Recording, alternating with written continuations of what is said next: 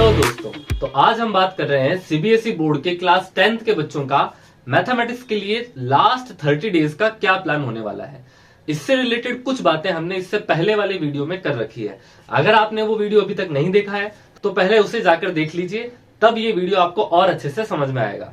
तो आज हम बातें करने वाले हैं कि आपके हाई वेटेज चैप्टर्स कौन से हैं, उनके बारे में बात करेंगे। उसके बाद हम बात करेंगे कि आपका जो 30 दिन के लिए डेली रूटीन क्या रहने वाला है, हर डे आपको किस हिसाब से पढ़ना है उसकी बात करेंगे। और लास्ट में जैसा मैंने आपको वादा किया था कि टॉपर्स सीक्रेट स्ट्रेटेजी में आपके लिए लेकर आऊंगा।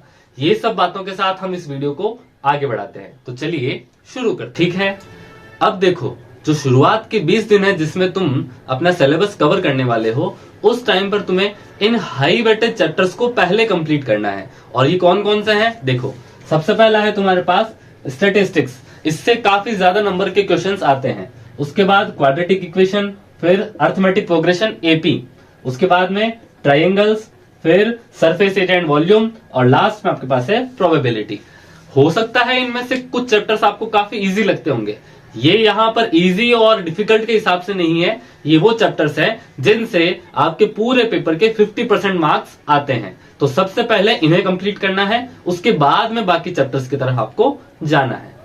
अब जब हाई वेटेज चैप्टर्स की बात हो चुकी है, तो अब हमें बात करनी है कि हमें डेली का कितने घंटे पढ़ना है। तो कम से कम 3 से 4 घंटे की हमारी डेली की सिटिंग होनी चाहिए। 3 से 4 घंटे तो आपको पढ़ना ही पढ़ना है। इससे ज्यादा अगर आप बैठ सकते हो तो वेल गुड है। तो देखो, ये 3 से 4 घंटे का आपका टाइम कैसे आपको एडजस्ट करना है वो देखते हैं। तो आपको सबसे पहले 1 से 1.5 घंटे के लिए आपको क्या करना है, चैप्टर की प्रैक्टिस करनी है। जो भी आप एक चैप्टर उस दिन के लिए उठाओगे उसकी आपको प्रैक्टिस करनी है। आफ्टर दैट आपको क्या करना है, 1 घंटे के लिए उसी चैप्टर के पीवाईक्यू लगाने हैं, मतलब प्रीवियस साल के जो भी क्वेश्चन है वो आपको लगाने हैं। उसके बाद में सिर्फ 30 मिनट के लिए आपको क्या करना है, उस चैप्टर के फॉर्मूलाज को रिवाइज करना है। और लास्ट के 30 मिनट में आपको क्या करना है, अगर उस चैप्टर का कोई टॉपिक आपका जो है वो वीक रह चुका है तो उसको दोबारा से देख लोगे। इससे क्या होगा, वो पूरा का पूरा चैप्टर आपके कंप्लीट हो जाएगा। और हाँ, ये सब तैयारी करते समय एक चीज आपको ध्यान रखनी है, वो क्या है, एनसीईआरटी इक्वल्स टू बोर्ड का भगवान। मतलब बोर्ड एग्जाम में जितने भी क्वेश्चन आते हैं वो घूम फिर के कहां से आते हैं, एनसीईआरटी में से ही आते हैं। तो आपको अपना बेस हमेशा एनसीईआरटी को ही रखना है। तो एनसीईआरटी में जो एग्जाम्पल्स हैं और आपके जो एक्सरसाइज के क्वेश्चंस आते हैं, और साथ में ही अगर उसके अंदर केस बेस के क्वेश्चन है तो वो भी आपको उसके अंदर से आपको करने हैं।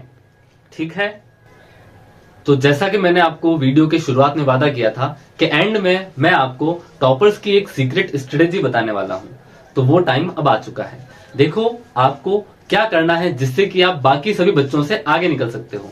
आपको हर एक चैप्टर से 15 क्वेश्चंस को निकालना है। 15 क्वेश्चन कौन से, 5 आपको लेने हैं इजी क्वेश्चन, 5 आपको लेने हैं मीडियम, और 5 ही आपको लेने हैं हार्ड क्वेश्चन।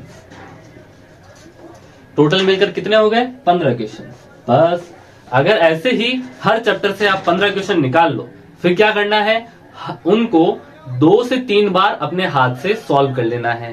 बस इस तरीके से जब आप प्रैक्टिस करते जाओगे, हर चैप्टर से 5 क्वेश्चंस को निकालकर 2-3 बार अपने हाथ से सॉल्व कर लिया, तो आप देखोगे कि आप अपने आप बाकी सभी बच्चों से आगे निकल चुके हो। और इस स्ट्रेटेजी का आपको जो फल मिलेगा, आपको वो बोर्ड एग्जाम में दिख जाएगा। और हाँ, फिर से सुन लो, जो गलतियां आपको नहीं करनी है उनमें से सबसे पहली गलती, कभी भी सैंपल पेपर को आप जब लगाने बैठो बिना टाइमर के नहीं बैठोगे, हमेशा टाइमर लगाकर ही बैठना है। दूसरी चीज, फॉर्मूलाज का जब रिवीजन करेंगे, सिर्फ उनको पढ़ना नहीं है, उनके ऊपर प्रैक्टिस भी करनी है। अकेले फॉर्मूलाज को रटने से कुछ नहीं होगा। जब उन फॉर्मूलाज को आप करते हैं, उसके साथ में उसकी प्रैक्टिस भी करिए, ताकि वो फॉर्मूला आपके दिमाग में अच्छे से बैठ जाए। ठीक है, तो इसी तरीके से अगर आप प्रैक्टिस करते जाएं, उस प्लान को फॉलो करें, तो 30 दिन में इजीली आप इस एग्जाम को क्रैक कर सकते हैं।